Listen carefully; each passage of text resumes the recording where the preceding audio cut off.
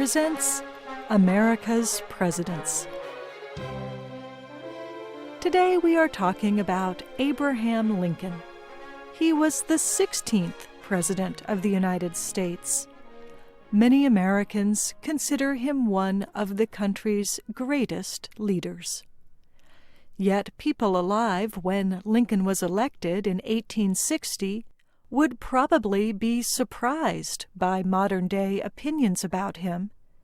He had little formal education or government experience. During the presidential campaign, critics made fun of his appearance and his simple way of talking. They warned that he was not very intelligent and would harm the nation's image. Some of his opponents, especially in southern states, had even bigger concerns.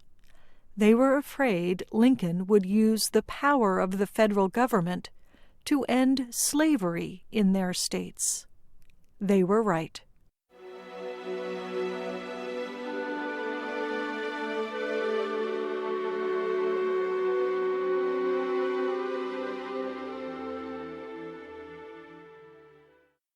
Abraham Lincoln was born in the frontier state of Kentucky. His family was very poor and had a simple home, a log cabin. Lincoln had to support his parents and his sister by working, so he rarely went to school. Instead, he taught himself by reading books. Eventually, he became a lawyer in the state of Illinois. As a young man, Lincoln was known for several qualities. He was tall and thin. He was very strong. His neighbors remembered him cutting down trees. And he was honest. The people he defended in court called him Honest Abe. In time, Lincoln was elected to the Illinois General Assembly, the state's legislature. He also served one term as a congressman in the U.S. House of Representatives. But he was not popular there. Voters did not like his opposition to the country's war with Mexico. So Lincoln withdrew from politics and turned his attention to his family. He had married a Southern belle named Mary Todd in 1842. They had 4 sons, but 2 died when they were very young. Lincoln also developed his legal career representing railroad companies. Some people thought he might become the best railroad lawyer in the country, but that is not what happened.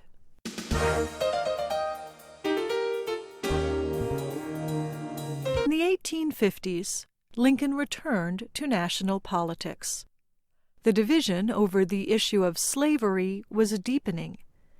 Lincoln was not an anti-slavery activist, an abolitionist, but he did not support the country's policies on slavery. Lincoln believed slavery violated the American Declaration of Independence, which said all men had the right to life, liberty, and the pursuit of happiness. To be clear, Lincoln did not believe that black people should have the same rights as white U.S. citizens. But he did not agree that one person should own other people or profit from their work while they earned nothing and were held captive. Lincoln decided to compete in elections for a seat in the U.S. Senate. He was chosen as the candidate of a new anti-slavery party. Members called themselves Republicans. During the election campaign, Lincoln famously discussed the issue of slavery in a series of debates with Stephen Douglas, the Democratic Party's candidate.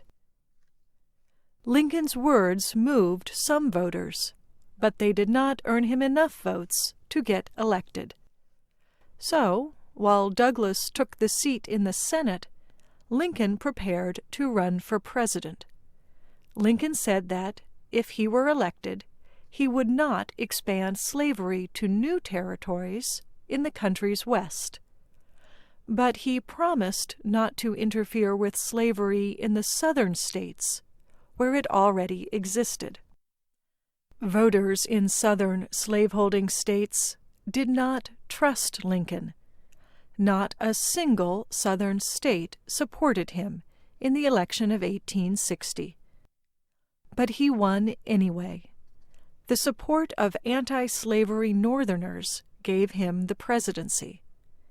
In answer, 7 southern states withdrew from the Union. 4 more later joined them. These states formed a new government called the Confederate States of America, or the Confederacy.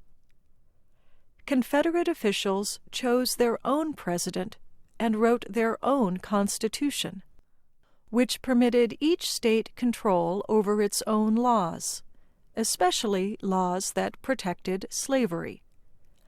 Confederate officials said they no longer recognized the power of the U.S. federal government or its chief executive. As that chief executive, Lincoln would have to decide what to do. Lincoln's first test came a little more than a month after he was sworn in. The event involved Fort Sumter, a federal military base on an island off the coast of South Carolina. Soldiers on the base needed food. Lincoln said he would send some by ship. But Confederate officials considered the port part of South Carolina, which belonged to the Confederacy. They demanded that the Union soldiers leave the fort. But Union forces and the U.S. President ignored the Confederates' demands. As promised, Lincoln sent the supply ships. As expected, Confederate soldiers attacked. A day and a half later, the fort's Union soldiers surrendered. The clash did not last long, and no one was killed in the fighting. But the battle at Fort Sumter marked the official beginning of hostilities between the Union and the Confederacy. Lincoln immediately took action to answer the loss at Fort Sumter. He called on state militias for troops and asked for a special meeting of Congress. The President was careful not to ask Congress to make an official declaration of war, in part because he did not want to recognize the Confederacy as a separate nation. Instead, he called the Southern states' opposition a rebellion. However, the conflict between the Southern Confederacy and the Northern Union was a civil war. Neither side expected the fighting to last very long, a few weeks or maybe months. Instead, the Civil War lasted 4.5 years. Most of the major battles took place near Washington, D.C., in the states of Maryland, Virginia, and Pennsylvania. Soldiers and civilians also clashed in the West, in Tennessee, as well as in the southern states of Mississippi, South Carolina, and Georgia. But the war involved the entire country. At least 4 million men fought in it. Among the soldiers were African American and Native American men. The conflict divided families. Brothers, fathers, and sons fought against each other. Women in both the North and South also supported the war effort. They cooked meals, made and repaired clothing for the troops, served as nurses, and cared for the soldiers. Both white and African American women also took over the work of men who had left to fight. And more than 620,000 men died. Recent scholarship says as many as 750,000. The Civil War remains the bloodiest war in American history, and it changed the country. The war radically affected American politics, economics, and society. Abraham Lincoln was the U.S. President through all of it. Next week, we will talk more about Lincoln's presidency and his legacy.